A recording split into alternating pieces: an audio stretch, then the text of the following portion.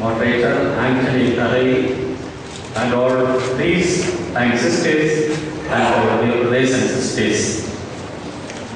I have prepared two papers, the same thing, one in Malayalam and another in English. Usually I am not speaking in English, only to Malayalis, and all of us I have consulted are Malayalis here, and it is very easy for us to speak in Malayalam and communicate. I take the freedom to explain, to present the paper, the poems in Malayalam. No problem. ഒത്തിരി ആളുകൾ അങ്ങനെകൾ പറഞ്ഞതുകൊണ്ടാണ് ഈ വിഷയമായിരിക്കും ഒരു പക്ഷേ ഈ സെമിനാറിലെ ഏറ്റവും ബുദ്ധിമുട്ടുള്ളത്. കുടുംബത്തെ കുറിച്ചുള്ള ദൈവശാസ്ത്ര അടിസ്ഥാനങ്ങൾ അത് അവതരിപ്പിക്കാനാണ് എന്നോട് പറഞ്ഞിരിക്കുന്നത്. ഇത് പറഞ്ഞിട്ട് പ്രശ്നങ്ങളിലേക്ക് പോയിരുന്നെങ്കിൽ എളുപ്പമുണ്ടായിരുന്നു. പ്രശ്നം പറഞ്ഞിട്ട് ദൈവത്തിന്റെ ഒരു പദ്ധതി എന്താണ് എന്ന് കാണാനായിട്ട് ശ്രമിക്കുകയാണ്. നമ്മൾ ഒന്നിച്ചു കൂടുന്നതിന് ഒരു പ്രത്യേക പശ്ചാത്തലം നമുക്കറിയാം. 2 സിനഡുകൾ നമ്മുടെ പ്രിയപ്പെട്ട ഫ്രാൻസിസ് മാർപ്പാപ്പ വിളിച്ചു കൂട്ടിയിരിക്കുകയാണ്. ഈ ഒക്ടോബറിൽ എല്ലാ ഒരുക്കങ്ങളും അതിനു വേണ്ടിയിട്ടുള്ളത് കഴിഞ്ഞിട്ടുണ്ട്. ഒക്ടോബർ മാസത്തിലെ 2 ആഴ്ച. അത് കഴിഞ്ഞ് അടുത്ത കൊല്ലം വീണ്ടും ഒക്ടോബറിൽ ഈ സിനഡിന്റെ പശ്ചാത്തലത്തിൽ വീണ്ടും ഒരു വ്യാപകമായ സിനഡ്, ഓർഡിനറി സിനഡ് നടക്കുകയാണ്. മാർപ്പാപ്പ ഈ പ്രബോധനത്തിനുള്ള പേപ്പർ തയ്യാറാക്കിയിട്ടുണ്ട്. നമ്മൾ വായിച്ചു നോക്കുന്നത് നല്ലതാണ്. POC ഞങ്ങളത് മലയാളത്തിലും ആക്കിയിട്ടുണ്ട്. എന്തുമാത്രം പ്രശ്നങ്ങളാണ് കുടുംബത്തെ ചുറ്റിപ്പറ്റി. ഇപ്പോൾ ജോസഫിന്റെ പേപ്പർ കണ്ടതേ ഉള്ളൂ. അതിലേക്ക് പെട്ടെന്ന് പേര് പറഞ്ഞു പോകാനേ കഴിഞ്ഞുള്ളല്ലോ. നമ്മൾ കണ്ടേച്ചിരിക്കുകയാണ്. അങ്ങനെ വരുമ്പോൾ ഞാൻ ദൈവശാസ്ത്രം, നമുക്കറിയാം ഇന്ന് കുടുംബത്തെ കുറിച്ച് നല്ല ഒരു ദൈവശാസ്ത്രം കെട്ടിപ്പടുക്കപ്പെട്ടിട്ടുണ്ട്. പണ്ട് കുടുംബത്തെ കുറിച്ച് ഇല്ലായിരുന്നു. അതാണ് ഒരു സങ്കടകരമായ കാര്യം. 99% വരുന്ന വിശ്വാസികൾ ജീവിക്കുന്ന ഒരു ജീവിതത്തെ കുറിച്ച് കാര്യമായ ചിന്ത സഭ നൽകിയിട്ടില്ലായിരുന്നു. 1880 വരെയെങ്കിലും 1880 അന്നാണ് മനോഹരമായ ഒരു രേഖ അന്നത്തെ മാർപ്പാപ്പ അദ്ദേഹം എല്ലാ കാര്യങ്ങളിലും കൈവച്ചിട്ടുണ്ട്. ലയോ 13 മാർപ്പാപ്പ ഒരു ചാക്രിക ലേഖനം എഴുതിയത് ആർക്കാരും ഡിവൈനെ സഫിയൻസിയെ, ദൈവത്തിന്റെ ആത്മീയമായ പദ്ധതി എന്ന പേരിൽ 1880 അതിന്റെ 40ാം വർഷം ആഘോഷിച്ചപ്പോൾ 1930 ഞാൻ കുറെ രേഖകൾ കൊടുത്തിട്ടുണ്ട്. അടുത്ത കൊല്ലില് അത് ഞാൻ പറയാറുള്ളതാണ് പറയാം. 1930 11ാം പീയൂസ് മാർപ്പാപ്പ ഹാസ്പി ഒളൂബി ചേസ്റ്റ് മാരേജ് എന്ന പേരിൽ ഒരു ചാക്രിക ലേഖനം ഇറങ്ങി.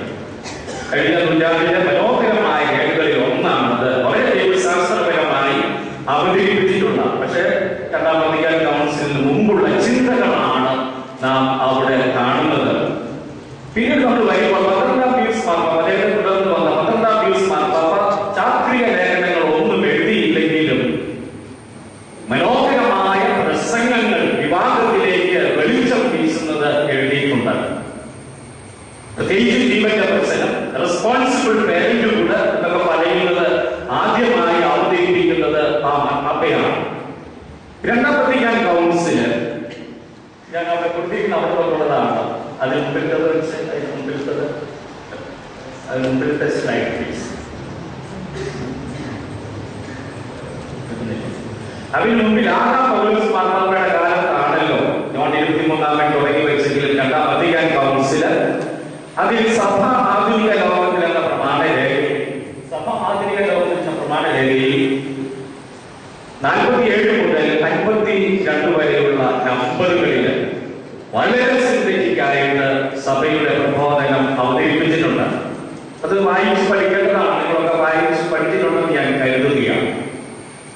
അതിൽ തന്നെയാണ് മനോഹരമായ ആശയം അവതരിപ്പിച്ചത് 2ാം വത്തിക്കാൻ കൗൺസിലാണ്. ഇന്ന് നമ്മളേറെ പറഞ്ഞുകൊണ്ടിരിക്കുന്ന, പക്ഷെ ആഴത്തിലേക്ക് പോകാത്ത ഒരു കാര്യം, സഭ കുടുംബം ഗാർഹിക സഭയാണ് എന്ന് പറയുന്ന കാര്യം. ഡൊമസ്റ്റിക് ചർച്ച് മിനിയേച്ചർ ചർച്ച് എന്ന് പറഞ്ഞുകൊണ്ടുള്ളത്. വളരെ ഇനിയും നടക്കേണ്ട ഒരു രംഗമാണിത്. അത് തിരുസഭയെക്കുറിച്ചുള്ള ഡിഗ്രി 11-ാം നമ്പറിലും പിന്നീട് അൽമായരെ പറ്റിയുള്ള ഡിഗ്രിയിലെ 11-ാം നമ്പറിലും ഓർത്തിരിക്കാൻ എളുപ്പമാണ്. ഈ ആശയം അവതരിപ്പിച്ചു വെച്ചു. പിന്നീട് വന്ന മാർപ്പാപ്പ വിശുദ്ധനായ ജോൺ പോൾ രണ്ടാമൻ മാർപ്പാപ്പ കുടുംബങ്ങളുടെ മാർപ്പാപ്പ എന്നാണ് അറിയപ്പെടുന്നത്. അദ്ദേഹത്തെ വിശുദ്ധനായി പ്രഖ്യാപിച്ചപ്പോൾ ഫ്രാൻസിസ് മാർപ്പാപ്പ പറഞ്ഞത് നിങ്ങൾ ഓർക്കുന്നുണ്ടാകും. അദ്ദേഹം സ്വർഗത്തിൽ ഇരുന്ന് നമ്മളിപ്പോൾ കൂടാൻ പോകുന്ന 2 സിനഡുകളെ ആശീർവദിക്കുന്നുണ്ട്, പ്രാർത്ഥിക്കുന്നുണ്ട്. സത്യ കുടുംബങ്ങളുടെ പാപ്പ എന്ന് അദ്ദേഹം വിശേഷിപ്പിക്കുകയും ചെയ്തു. വളരെ സമൃദ്ധമായ ഒരു പ്രബോധനം നമുക്ക് ഈ മാർപ്പാപ്പയിൽ നിന്ന് ലഭിച്ചിട്ടുണ്ട്. ഇന്ന് നമ്മുടെ കയ്യിലുള്ള ഏറ്റവും പ്രധാനപ്പെട്ട രേഖകൾ ഇതാണ്. ഇതേപറ്റി പറയുമ്പോൾ ഓർക്കേണ്ട ഒരു കാര്യം, ലോകമെമ്പാടും ചർച്ച ചെയ്ത് അതിന്റെ റിപ്പോർട്ടിൽ അവതരിപ്പിച്ചിരിക്കുന്നത് സഭയുടെ പ്രബോധന രേഖകളെ കുറിച്ച് നമ്മുടെ ജനങ്ങൾക്ക് നല്ല അറിവില്ല എന്നതാണ്. നല്ലതല്ല, ഒട്ടും അറിയില്ലാത്തവരാണ് ഭൂരിഭാഗവും എന്നാണ് ഇവിടെ കൂടിയിരിക്കുന്നവർക്ക് കാണും. അതുകൊണ്ട് അത് അറിയിക്കാനുള്ളൊരു പരിശ്രമം നമുക്ക് പ്രത്യേകമായി ഉണ്ടാകേണ്ടതാണ്. ചെറുപ്പക്കാർ ക്ലാസ്സിന് ചെറുപ്പക്കാരും പറയും ചാക്രിക രേഖയാണ്. ഞാൻ ഇത് ഓർക്കുന്ന ഒരു കാര്യമാണ്. എന്താണ് പ്രയോഗി വിളിച്ചപ്പോൾ ചെറുപ്പക്കാർ ക്ലാസ്സിലാണ് ചാക്രിക ഉദ്ദേശിക്കുന്ന രേഖ താഴെ വരുന്നതാണ്. പക്ഷെ അതായത് പറയും ഭയങ്കരമായിട്ട് ഇഷ്ടപ്പെട്ടു, താഴെ വരുന്നില്ല. സത്യത്തിൽ ഇതുപോലുള്ള സെമിനാറൊക്കെ നടക്കുമ്പോൾ നമ്മുടെ ചിന്തയിലേക്ക് വരേണ്ടത് ഇത് താഴേക്ക് എത്തിക്കാനുള്ള ഒരു പരിശ്രമമാണ്.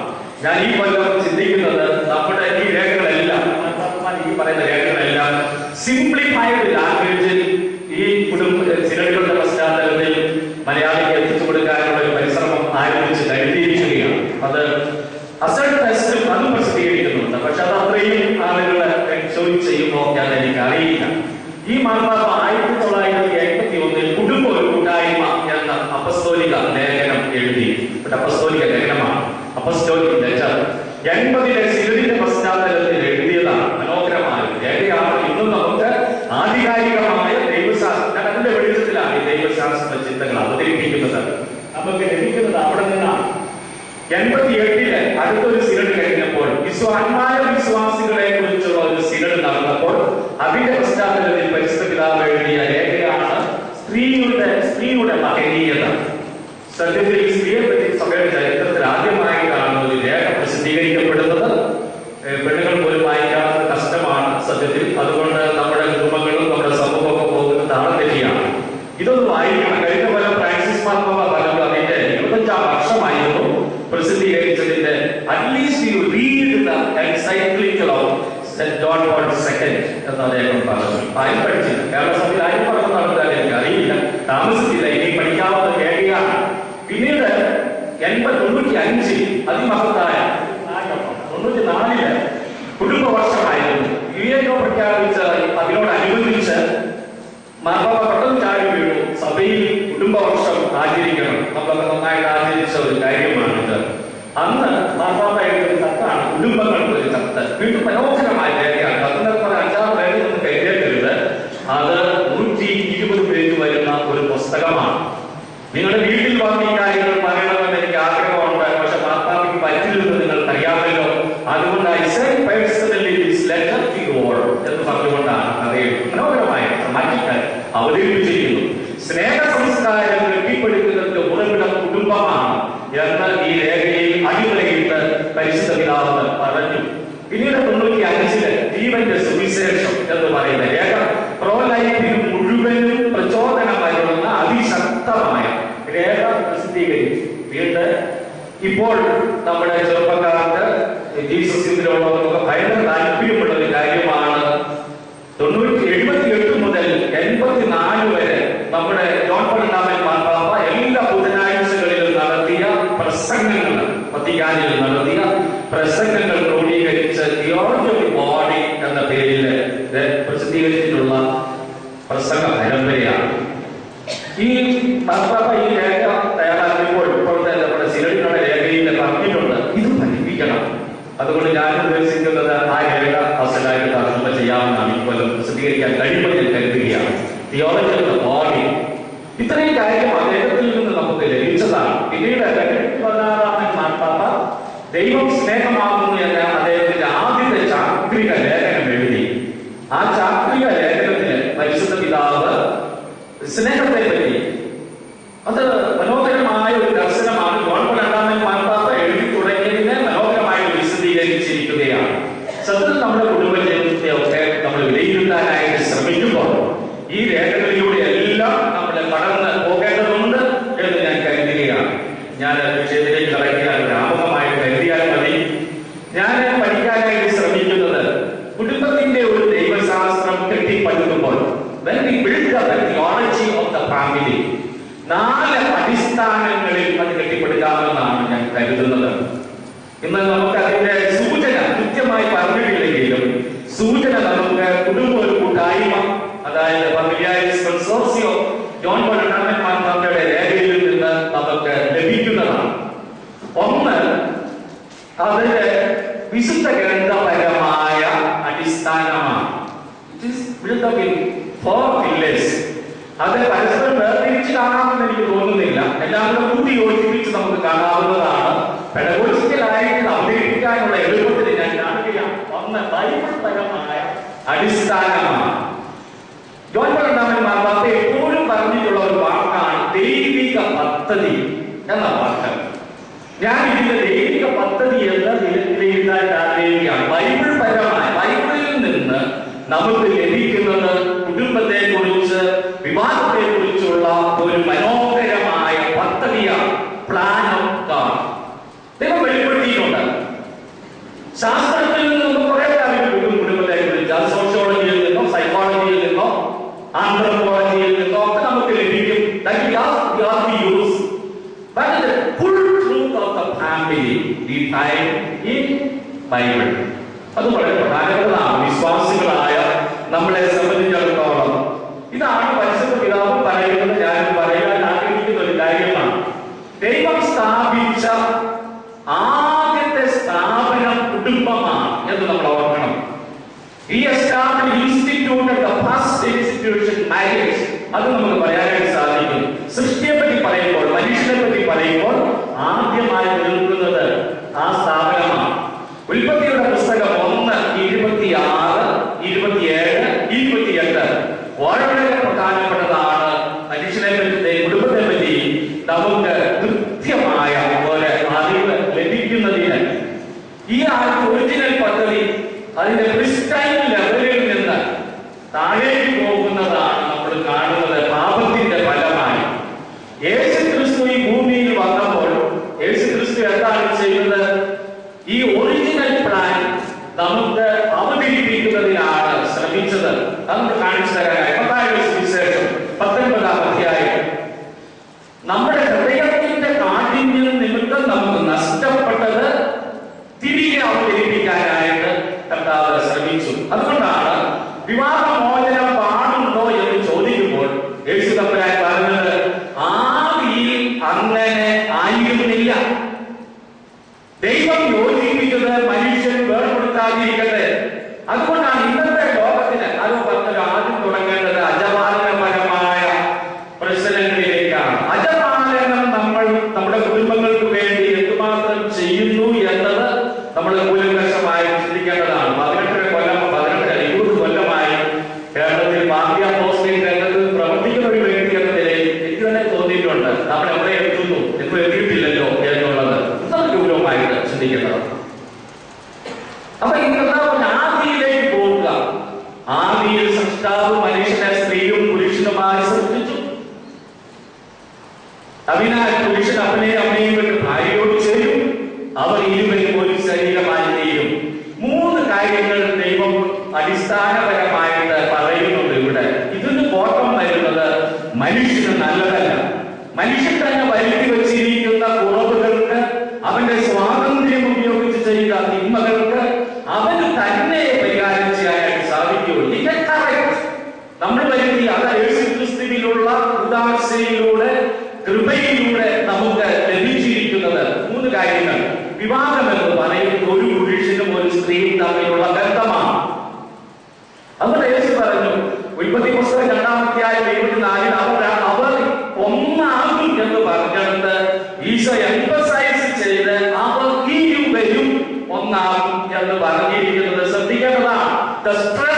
everyone unity of one man and one woman. ആധുനിക ലോകത്ത് നടന്നിരിക്കുന്ന ഏറ്റവും വലിയ പ്രശ്നം ഇത് തകരാനായിരിക്കുന്നു. അടിസ്ഥാനപരമായി ദൈവം വിവാഹത്തിന് നൽകിയ ബന്ധം തകർന്നിരിക്കുന്നു എന്നുള്ളതാണ്. അത് ആണും തമ്മിലും പെണ്ണും തമ്മിലും എങ്ങനെയൊക്കെ ആകാം എന്നൊക്കെ ആദ്യം കേൾക്കുമ്പോൾ ദൈവസ്ഥാപിതമായ പ്ലാൻ തകർക്കപ്പെടുന്നു എന്നതാണ് പ്രധാനപ്പെട്ട പോയിന്റ്. ഇത് നമുക്ക് ഈസിയായിട്ട് എടുക്കാനായിട്ട് സാധിക്കില്ല. നമ്മുടെ ജനങ്ങളിൽ പോലും ഈസിയായിട്ട് കാണുകയാണ്. നമ്മൾ ഈ പറയുന്നത് പോലെ നമ്മുടെ കേരളത്തിൽ നശിച്ചു പോയില്ല. നമ്മൾ വിലപിക്കേണ്ട അഭിപ്രായക്കാരനാണ് ഞാൻ. നമുക്ക് പ്രതീക്ഷ വേണം.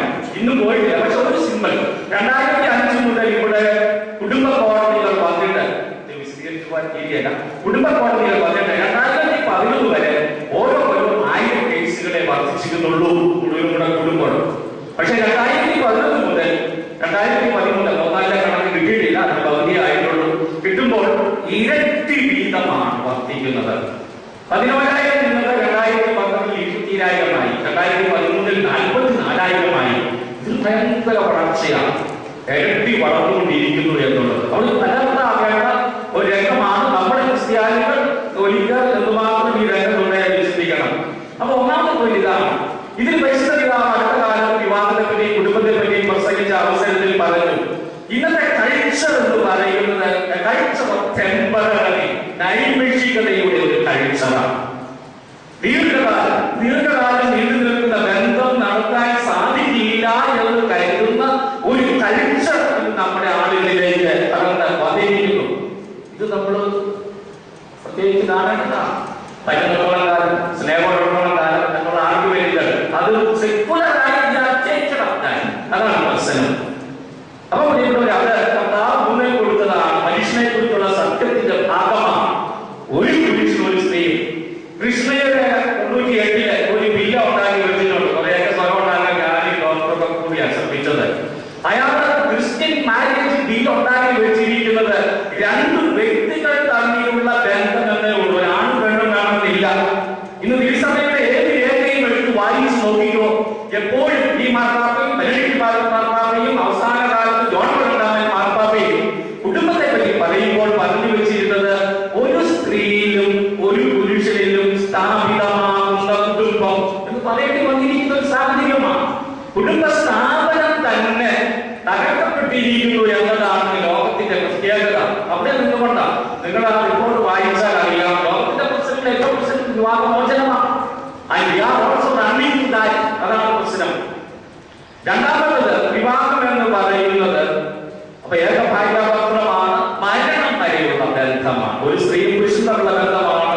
ആ മരണം നിലനിൽക്കുന്ന ബന്ധമാണ്.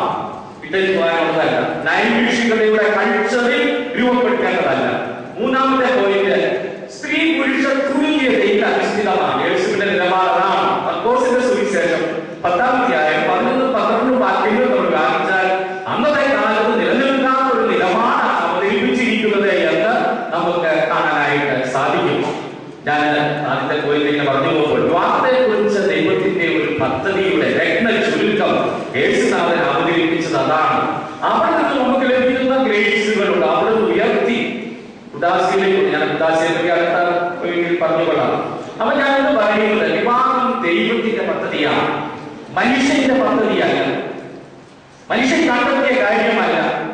അതുകൊണ്ട് അത് വിജയിക്കണമെന്നുണ്ടെങ്കിൽ ദൈവത്തിന്റെ പദ്ധതിയിലേക്ക് മനുഷ്യൻ സ്വതന്ത്രമായി തന്നെ സമർപ്പിക്കുന്നതിന് തയ്യാറാകണം എന്നാണ് ഇത് സൂചിപ്പിക്കുന്നത്. അത് മതി. 5 minute 3 minutes for warning. Okay, thank you. ഞാൻ അടുത്തതിലേക്ക് വരികയാണ്. രണ്ടാമത്തെ അടിസ്ഥാനം പേര് മാത്രമേ പറയാൻ പറ്റുന്നില്ല, വിശദീകരിക്കുന്നില്ല. രണ്ടാമത്തെ അടിസ്ഥാനം മനുഷ്യശാസ്ത്രപരമായ അടിസ്ഥാനമാണ്. Anthropological basis. ആ ബേസിസ് എന്താണ്? ദൈവത്തിന്റെ ഛായ എന്ന വാക്കാണ്. ഇമേജ് ഓഫ് ഗോഡ് വളരെ പ്രധാനമാണ്. ദൈവത്തിന്റെ ഛായ ജീവിക്കാനുള്ള ഒരു വിളിയാണ് കുടുംബം. ഇതൊന്നും മറക്കരുത്. നമ്മുടെ കുടുംബങ്ങളെ കൊണ്ടുപോകേണ്ടത് ആ ലക്ഷ്യത്തിലേക്കാണ്. പരിശുദ്ധ വർത്തമാനം ഫ്രാൻസിസ് മാർപ്പാപ്പ പറഞ്ഞു, family is the icon of the Trinity. വളരെ ഇഷ്ടപ്പെട്ടതാണ്. ജോൺ പോൾ രണ്ടാമൻ മാർപ്പാപ്പ പ്രത്യേകിച്ച് പറഞ്ഞിരുന്നു, ദൈവത്തിന്റെ ഛായയാണ്. അദ്ദേഹമാണ് അത് വ്യാപിപ്പിച്ചത്. ദൈവത്തിന്റെ ഛായയാണ് കുടുംബം. ദൈവത്തിന്റെ ഛായയാണ് ആണും പെണ്ണും കൂടെ കൂടുമ്പോൾ എന്നുള്ളത്. എന്ത് കാര്യങ്ങളാണ് നമ്മൾ വിശ്വസിക്കുന്ന ദൈവം? ഞാൻ എപ്പോഴും ചിന്തിക്കും, ഒരു മോണിസമല്ല, അബ്സല്യൂട്ട് ഫിലോസഫേഴ്സ് ഗോഡ് അല്ല. നമ്മുടെ ദൈവം മൂന്നാളുകൾ കൂട്ടായ്മയായിരിക്കുന്നതാണ്. It is love and communion ആണ്. അത് 3 പേരുള്ളതുകൊണ്ടാണ്. നമ്മുടെ വിശ്വാസത്തിന്റെ അടിസ്ഥാനമാണ്. 6 പോയിന്റെങ്കിലും ഈ ദൈവത്തെ പറ്റി ധ്യാനിക്കുമ്പോൾ കിട്ടുമെന്ന് ഞാൻ കരുതുന്നു. ഇത് കുടുംബ ജീവിതത്തിലും സമൂഹ ജീവിതത്തിലും അതിപ്രധാനമായ കാര്യമാണ്. ഒന്ന് എന്താണ്? ഗോഡ് ഈസ് ലവ് എന്നുള്ളത് നമ്മൾ ഓർക്കണം. അതുകൊണ്ടാണ് പറഞ്ഞു, കുടുംബത്തിന്റെ ഏറ്റവും പ്രധാനപ്പെട്ട ദൗത്യം എന്ന് പറയുന്നത് സ്നേഹം സംരക്ഷിക്കുകയും സ്നേഹം വെളിപ്പെടുത്തുകയും സ്നേഹം കൈമാറുകയും ചെയ്യുക എന്നതാണ്. To guard and to reveal and to transmit love. ഇത് വളരെ ഊന്നൽ കൊടുത്ത് നമ്മൾ പറഞ്ഞു വയ്ക്കേണ്ട ഒരു കാര്യമാണ്. ദൈവത്തെ അവതരിപ്പിക്കുന്നത് അതുവഴിയാണ്. അതാണ് ഒന്നാമത്തെ പോയിന്റ്. ഗോഡ്, അപ്പോൾ ദൈവം സ്നേഹമാണ്. സ്നേഹത്തിലുള്ള കമ്മ്യൂണിയനാണ്. Because of their 3 persons. ഇതാണ് അടിസ്ഥാനം. ദൈവത്തിന്റെ ബൈബിളിൽ നിന്ന് നമുക്ക് ലഭിക്കുന്നത് തന്നെയാണ് പറയുമ്പോൾ ദൈവം. 3, അവിടുന്ന് പങ്കുചേരലാണ്, ഷെയറിംഗ് ആണ്. ഡിവൈൻ നേച്ചർ അവർ ഒന്നുപോലെ പങ്കുചേർന്നു. Divine sharing. It is relation. ഏറ്റവും ഇഷ്ടപ്പെട്ട ഒരു പ്രയോഗമായിരുന്നു. അദ്ദേഹത്തിന്റെ തിയോളജിയിൽ നമ്മൾ കാണും. കുടുംബത്തെ പറ്റി പ്രസംഗിക്കുമ്പോൾ എപ്പോഴും നമ്മൾ കാണും ഗോഡ് ഈസ് റിലേഷൻ. അപ്പോൾ ബന്ധം പ്രധാനപ്പെട്ടതാണ്. നമുക്ക് ഇതൊക്കെ നഷ്ടപ്പെട്ടിരിക്കുന്നതാണ് പ്രശ്നം. ബന്ധം കടത്താനായുള്ള കാര്യങ്ങൾ നമ്മൾ ഉപയോഗിക്കേണ്ടി വരുന്നു. അത് practical അജപാലനപരമായിട്ടുണ്ടാകേണ്ടതാണ്. God keeps his identity. വളരെ പ്രധാനമായ ഈ കാലഘട്ടത്തിൽ നമ്മൾ പറയേണ്ടതാണ്. ദൈവത്തിൽ 3 ആളുകളുണ്ട്. 3 ആളുകൾ അവരുടെ വ്യക്തിത്വം നിലനിർത്തുന്നു. കല്യാണത്തിൽ പഴയകാലത്ത് വിജയിച്ചെന്ന് പറഞ്ഞ ഒരാളുടെ വ്യക്തിത്വം ഇടിച്ചു കളഞ്ഞായിരിക്കും. അവിടെ പഴയകാലത്തെല്ലാം ഭംഗിയാണ് എന്ന് ഞാൻ വിചാരിക്കുന്നില്ല. നമ്മുടെ വ്യക്തിത്വം ഇന്ന് പ്രശ്നം വരുന്നത് ഇവിടെയാണ്. ഈ തരത്തിൽ നമ്മുടെ കുടുംബത്തെ കെട്ടിപ്പിടിക്കാൻ നമുക്ക് സാധിക്കുന്നില്ല. സഭ പഠിപ്പിക്കുന്ന രീതിയിലും വ്യക്തിത്വമുണ്ട്. തുല്യ വ്യക്തികളുമാണ്, ഈക്വലാണ്. ഇത്രയും മൂല്യങ്ങളെങ്കിലും അധിഷ്ഠിതമാക്കുമ്പോഴാണ് ദൈവത്തിന്റെ ഛായ ഐക്യം നമ്മളിവിടെ അവതരിപ്പിക്കുന്നത്. പ്രിയപ്പെട്ടവരെ, 3ാമത്തെ ബേസിസിലേക്ക് വരികയാണ്. സമയം തീരുന്നത് കൊണ്ടാണ് ഇത് തിയോളജി മുഴുവനും കൂടെ 30 മിനിറ്റിൽ അവതരിപ്പിക്കാൻ സാധിക്കില്ല. 3ാമത്തെ പോയിന്റ് എന്താണ്? ഇത് മാത്രം പ്രാക്ടിക്കായിട്ട് എല്ലാവർക്കും അറിയാം. 3ാമത്തെ പോയിന്റ് അതിന്റെ സാക്രമെന്റൽ ബേസിസ് ആണ്. Sacramental basis. ഇത് നമ്മുടെ കുടുംബങ്ങളുടെ പ്രത്യേകതയാണ്. 2 മാമോദീസ സ്വീകരിച്ച ആളുകളുടെ വിവാഹം ഉദാസ്യമാണ്. സാധാരണക്കാരൻ ജീവിച്ചാൽ പോരാ.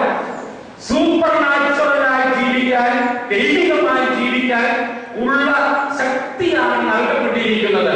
നമ്മുടെ വിവാഹ ആഘോഷമൊക്കെ നിങ്ങൾ നോക്കിക്കേ, ഒരു വലിയ ആഘോഷമാകും. പക്ഷെ ഇതിന്റെ പിന്നിൽ കിടക്കുന്ന ഈ ചൈതന്യം, ഗ്രേസ് ജീവിക്കാൻ, അതിനെ സമർപ്പിക്കാൻ നമ്മളെ സഹായിക്കുന്നുണ്ടോ? അതുകൊണ്ടാണ് സാക്രമെന്റിൽ പൗലോസ് എഫേസ്യർക്കാർക്ക് ലേഖനം 5-ാം അധ്യായം 21 മുതൽ 32 വരെയുള്ള വാക്യങ്ങൾ വളരെ പ്രധാനപ്പെട്ടതാണ്. സാക്രമെന്റാലിറ്റിയെ പറ്റി സംസാരിക്കുമ്പോൾ അവിടെ എന്താണ്? ക്രിസ്തു സ്നേഹിക്കുന്നത് പോലെ സ്നേഹിക്കാനുള്ള കഴിവ് ദമ്പതികൾക്ക് നൽകപ്പെടുകയാണ്. നമ്മൾ ഓർക്കണം, ഭയങ്കരമാണ്. ജീവിക്കുന്നു. അവിടെ ക്ഷമയുണ്ട്, സമ്പൂർണമായ ഒടുക്കലുണ്ട്, ആത്മദാനമുണ്ട്.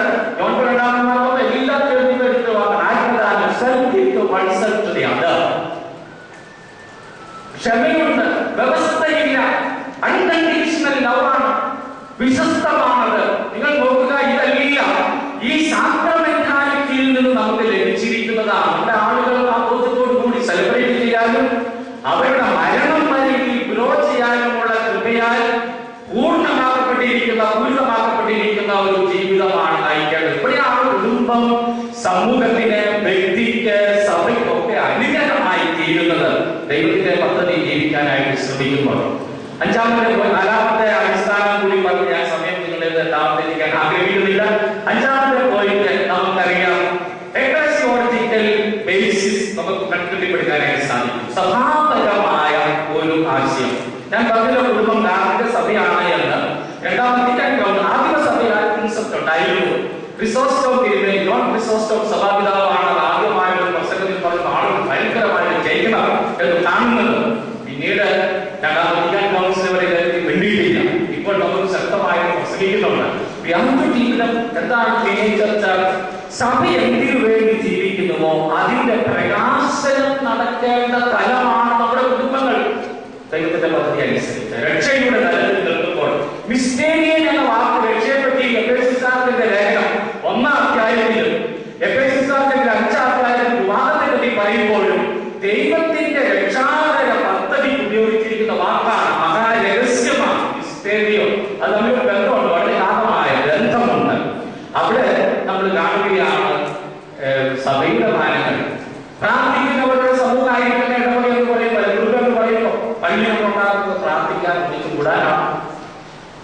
വിശ്വസിക്കുന്നവരുടെ സമൂഹമാണ് പള്ളി എന്ന് പറയുമ്പോൾ വിശ്വാസികളൊക്കെ കൂടുകയാണ്. ഒരു ഉപരിക്തമായിട്ടുള്ള ജീവിതം മതിയോ എന്നൊക്കെ ചിന്തിക്കുന്നതാണ്. അപ്പം അവിടെ പോകുന്ന വഴി പോയാൽ മതിയോ എന്ന് ചിന്തിക്കണം. അതുകൊണ്ടാണ് ദൗത്യത്തെ പറ്റി പറഞ്ഞപ്പോൾ പരിശുദ്ധ പിതാവ് പറഞ്ഞു വെച്ചത്. എന്താണ് പറഞ്ഞു വെച്ചത്? സഭയെ കെട്ടിപ്പടുക്കുകയാണ്, സഭയുടെ ജീവനിൽ പങ്കുചേരുകയാണ് കുടുംബങ്ങൾ ചെയ്യേണ്ടത്. അത് വളരെ ഇമ്പോർട്ടാണ്. പ്രാർത്ഥിക്കുന്നവരുടെ സമൂഹം, വിശ്വസിക്കുന്നവരുടെ സമൂഹം, സ്നേഹിക്കുന്നവരുടെ സമൂഹം. നോക്കിയ കുടുംബങ്ങളിൽ നിന്ന് കലഹം ശ്രമിക്കുന്ന കേൾക്കാം. നമ്മൾ സ്നേഹിക്കുന്നവരുടെ ഇമ്പം ക്രിയേറ്റ് ചെയ്യാനായിട്ട് നമ്മുടെ കുടുംബങ്ങളെല്ലാം ഉപയോഗിക്കപ്പെടുന്നു. ഇവിടെയൊക്കെ നമ്മുടെ ചലഞ്ചസിനെ അതിജീവിക്കാനായിട്ട് ദൈവത്തിന് സഭയ്ക്ക് മനോഹരമായ ഒരു ചിത്രം പഠനമുള്ളത്. മിഷനറിയാണ് സഭ. സ്വഭാവക്കാരെ മിഷനറിയാണ്. നമ്മൾ മിഷനറിമാരാണ് കുടുംബത്തിൽ. മാതാപിതാക്കന്മാരെ പറ്റി പറഞ്ഞപ്പോഴാണ് പറഞ്ഞത് മക്കളിലേക്ക് വിശ്വാസം വാക്കിലൂടെയും മാതൃകയിലൂടെയും കൈമാറുന്ന ഒരവസ്ഥയെ കുറിച്ച് അവിടെ പറഞ്ഞ് വെച്ചിട്ടുണ്ട്. ഇപ്പൊ പ്രിയപ്പെട്ടവരാണ് പ്രാർത്ഥിക്കുന്നത് വിശുദ്ധയുടെ സമൂഹമാണ്. അവൻ ഭാവിക്കാൻ എപ്പോഴും പറയുന്ന പാപത്തെ പറ്റിയാണ്. ഞാൻ ഭാവിയാണ്, ഞാൻ കൂടുതൽ ഭാവിയാകാതിരിക്കാനാണ് ജനങ്ങളിലേക്ക് പോകുന്നത് എന്നത് ഈയിടെ പൊടിയായി തിരിച്ചു പോകുമ്പോഴും പറയുന്നത് കേട്ടു. അപ്പൊ നമ്മള് ഓർക്കണം, ഭാവികളാണെങ്കിലും വിശുദ്ധിയിലേക്ക് വിളിക്കപ്പെട്ടവരുടെ സമൂഹമാണ്. സയന്റിഫിക്കേഷൻ, ഭാര്യയും ഭർത്താവും പരസ്പരം വിശദീകരിച്ചുകൊണ്ട് ജീവിക്കുകയാണ്. നമ്മുടെ കുടുംബത്തിൽ നോക്കിയേ, ഒരാൾ പള്ളിക്കോ കലാകാർ പോവുകയാണ്. നമുക്കറിയാം ആ ഒരു കൺസെപ്റ്റ്. അതുകൊണ്ട് ദമ്പതികളെ കെട്ടിപ്പടുക്കുക എന്ന മഹത്തായ ദൗത്യത്തിലേക്ക് നമ്മൾ പ്രവേശിച്ചാലേ നമ്മുടെ കുടുംബങ്ങളെ നമുക്ക് രക്ഷിക്കാനായിട്ട് സാധിക്കുകയുള്ളൂ. നോക്കണം, അവർ ഒന്നാകുമെന്ന് ബൈബിളിൽ പറഞ്ഞിരിക്കുന്നു. അവർ രണ്ടുപേരും ദൈവം തമ്പുരാൻ കർത്താവ്, നിങ്ങളുടെ കർത്താവായ ദൈവം ഏക കർത്താവാണ് എന്ന് പറഞ്ഞ അതേ വാക്ക് തന്നെയാണ് വിവാദത്തിന് ഉപയോഗിച്ചിരിക്കുന്നത്. പ്രിയപ്പെട്ടവരെ, എന്റെ സമയം ഞാൻ നിർത്തുന്നു. ഇംപ്ലിക്കേഷൻസ് ഇതിനൊക്കെ ഓരോന്നിനും ഏറെയുണ്ട്. അതിലേക്ക് കടക്കാനായിട്ട് നമുക്ക് സാധിക്കേണ്ടതുണ്ട്. ഗൗരവമായ പഠനം ഉണ്ടാകണം. എനിക്ക് വളരെ സന്തോഷമുണ്ട്. ഒത്തിരി ലേഖനങ്ങൾ വന്നിരിക്കുന്നു. കുടുംബജീവിതത്തോടെ നവീകരിക്കാൻ ഞാൻ സെക്രട്ടറിയിലെയും നിങ്ങൾ എന്നോട് സഹകരിക്കണം. നമ്മുടെ കേരളത്തിലെ കുടുംബങ്ങളെ നവീകരിക്കാൻ എന്ന് പറഞ്ഞുകൊണ്ട് എല്ലാവർക്കും എന്നെ വിളിച്ച ഈ സെമിനാരിയുടെ അധികൃതർക്ക് ഞാനുമായിട്ട് നിരന്തരം